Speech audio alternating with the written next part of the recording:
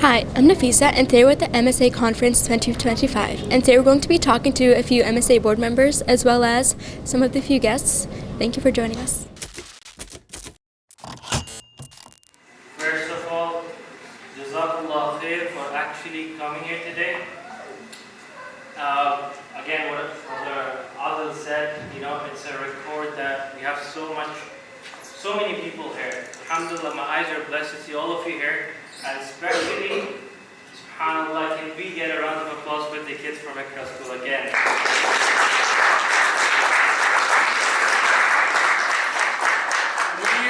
We are very proud to always say that we are the largest musalla in North America. We're very proud to say we're the only MSA that does free iftar every single day, free of charge. We're very proud to say we also offer suhoor. All of these things can only be done with a good team, with good executives, and with good directors. So once again, it's because of the team. So could you tell me a little bit about the event that's happening today? Yeah, so it is basically a 3-day conference that has been happening. This is the 35th anniversary of this conference. Usually the first day, which is on Friday, it's a free day. The speakers go around the city, connecting the broader community. But for the second and the third day, which is the Saturday and the Sunday, it's more for like connecting with the students over here. That's the thing that you're seeing right now. It is an Islamic conference and probably one of the largest Islamic conferences we have in Manitoba. Mainly an academic conference for the youth. We fly out speakers from all over Canada, even some extent to UK and US too, so that we are giving the best quality of speakers and everything to the crowd. Okay. So do you mind sharing the importance of this event to students? Yeah. So it's always as Muslims or anyone. Another thing that I would like to mention is that this is not for Muslims only. This is for everyone who from any religion, and even if they're Muslim, even if they're struggling, it's for everyone. It's mainly to actually revive the faith and give them perspective from different speakers, different communities, so that they also have a sense of belonging and also connect spiritually. Yeah. Is there a highlight for you of this event? There's definitely many highlights. Right off the bat, I can think of 2 highlights that I've seen or I'm looking forward to. The first one that sticks out is we're hosting our very first Reverts panel. What that means is we had a lot of individuals, by the grace of Allah, alhamdulillah, who have embraced Islam on campus. So they have reached out to UMMSA or through our tabling, they've reached out and they've converted or reverted, we should say, to Islam. And we are very grateful that they are our Muslim brothers and sisters. So for the first time, we're hosting a panel just with our reverts. It's going to be very exciting. We're doing it on Sunday, and we look forward to hearing from the reverts, asking them questions, because look, we were born into this religion. They chose to be part of this religion. The second thing that's really a highlight already is this morning we had little kids from Ikra Islamic School. I think their ages were anywhere from 6 to 13, and there was 7-8 of them who came, and they recited the Quran, and they performed a nasheed, which is kind of like music but Islamic, and it's sort of used as for lack of better terms, entertainment, but they really performed a wonderful job. They did a great job, and it started off our conference with a big hit, and we're looking forward to welcoming some students from Ikra School tomorrow as well for the same thing. Do you mind telling us your role in this event? So I'm a speaker. I'm part of the I3 Institute. I'm an instructor and a speaker online. That's the name I go by, Abu Ibrahim. So they invited me to speak about Muslim identity. And Muslims, I feel, largely don't understand their place in the world because Islam is secularized to them. Islam became something that is like a religion like Christianity or Buddhism, whereas really Islam is a comprehensive system about how life should be lived, how societies should exist with respect to their creator, and that's the way really that Islam's unique. Okay. Is there any personal advice you'd have for students about their identity and how they can carry it out at the university?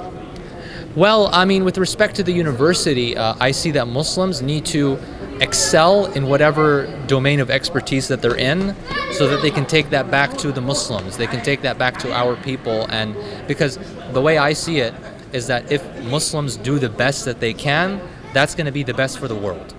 Because we believe that Islam is the only real source of justice in the world. And so if we're like mediocre and we don't like put our word out there, then we're going to just continue to live in a world that's filled with famine and poverty and injustices. What brought you to the conference today?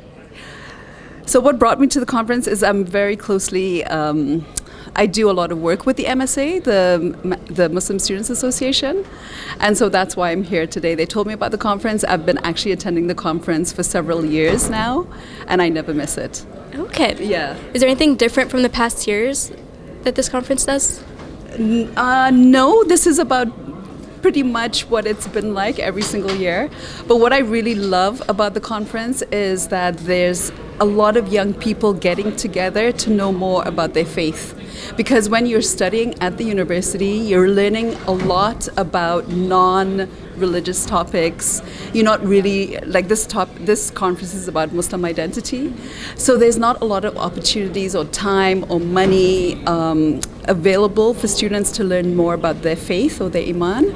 And so this is an opportunity for them to do that. Okay. Yeah. Is there a personal highlight of this event for you? So I think the speakers are amazing. I think every single year I've appreciated the speakers.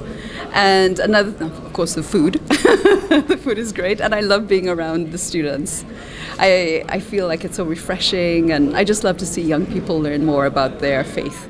So tell me what your role is in the event today. So I'm volunteering with Islamic Relief. Actually, today we are collecting donation for Sudan. Yeah. Okay. Is there a specific reason you're collecting it for Sudan? Actually, because in Sudan, as we know, there is like war and poverty is going on right now. So we are trying to help our Muslim country somehow. And usually Islamic Relief, they're always all over the Canada, and it's like trustable organization.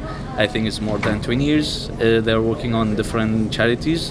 Sometimes we do for Gaza, Palestine, Somal, Sudan, and this time it's for Sudan. Okay. Yeah. And are you guys going to be at the event all the days on like Friday, Saturday, and Sunday? Actually, as per my knowledge, it's today and tomorrow. I'm not sure about Friday, but yes, Saturday and Sunday we're here to, for the collection donation. Collection donation. Is there anything else you provide at the event? Nothing much, but we do have this one, like we are selling for $10 also, and this also will go to donation. And we do have some brochures, and in case if you want to have more information, we do have a barcode there, you can scan it, and also you can go to our website to see the different part of donation that we have. Is there a personal highlight for you guys from the event? For me, honestly, it has to be the kids from Ikra School, Winnipeg, and like we have never had that added to our event before, and it was a new thing. And when they came in and they recited the Quran and recited the nasheeds and told us their story, it was truly such a magical moment, and I'm glad that we got to start our event with that.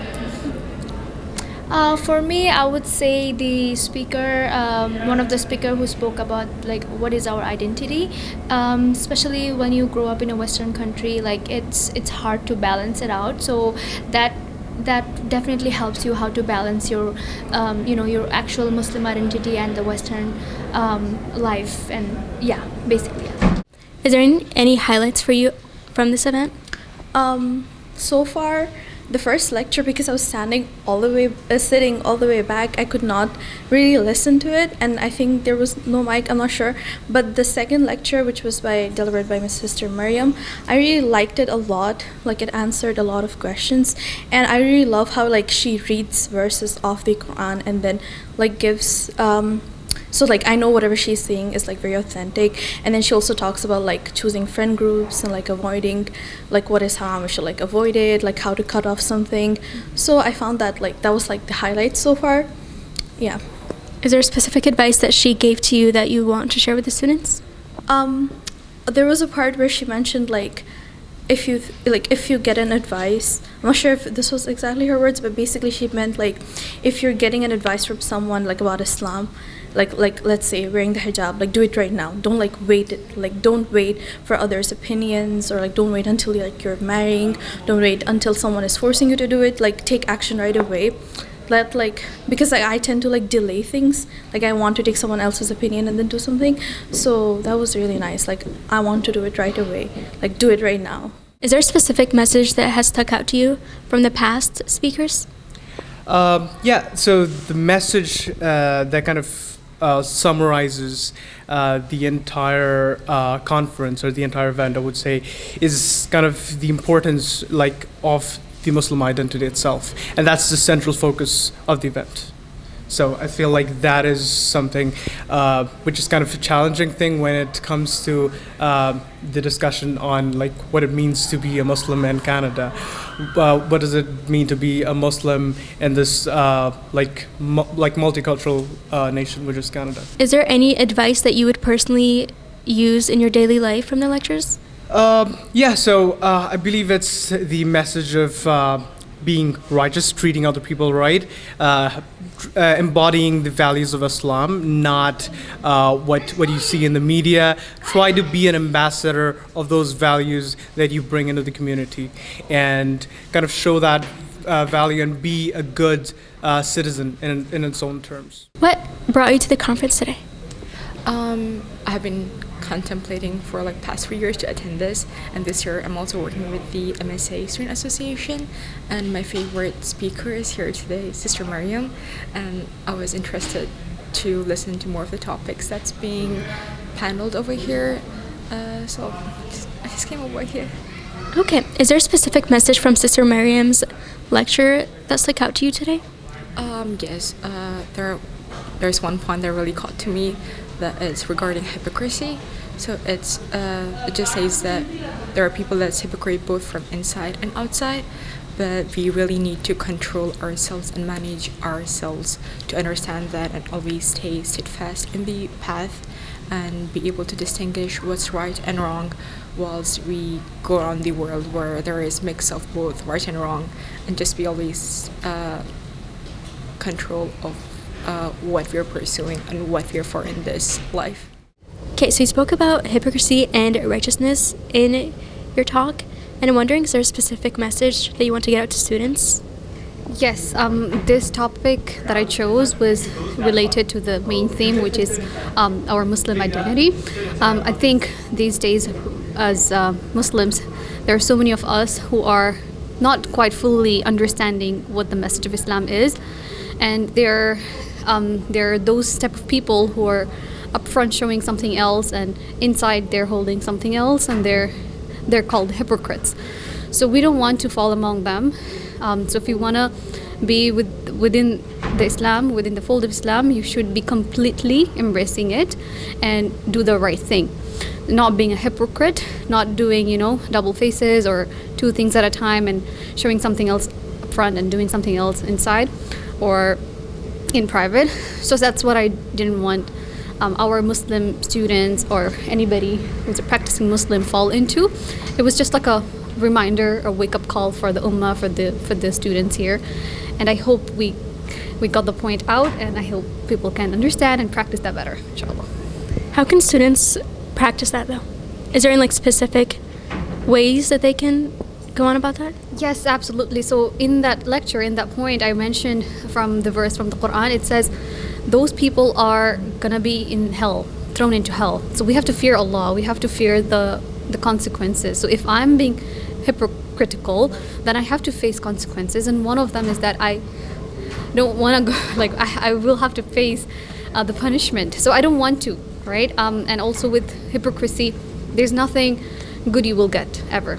It will come back to you if you lie, if you're showing something else, but inside your heart is corrupt. People will know it, and you will not only harm others, you will harm yourselves.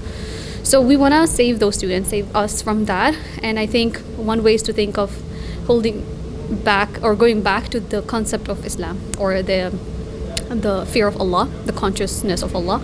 So that is how people can practice, is increase or strengthen your iman, your faith, and also declining hypocrisy or the negativity people have in their hearts. Yeah. Have you been to the event in past years? No, it is my first event. Yeah. Is there a specific highlight for you? I think the specific highlight for me is just being able to have a nice meal and talk to people in the masjid, and then meeting you and your camera person. You guys are really good, and I'm just happy to be here.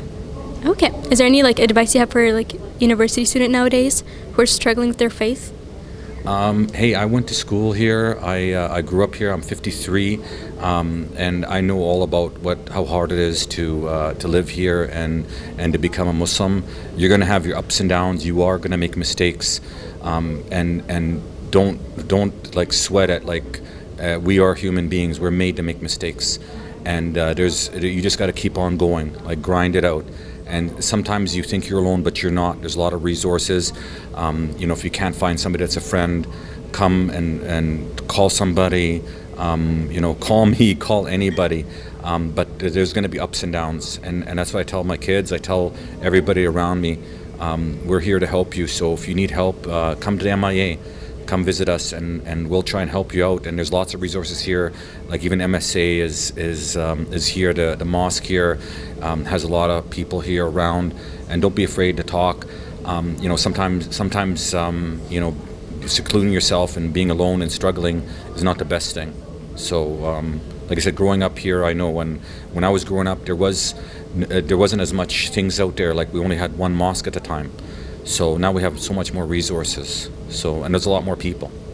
So for sure, make sure you guys come down, and if there's any problems or questions, you can come and see us.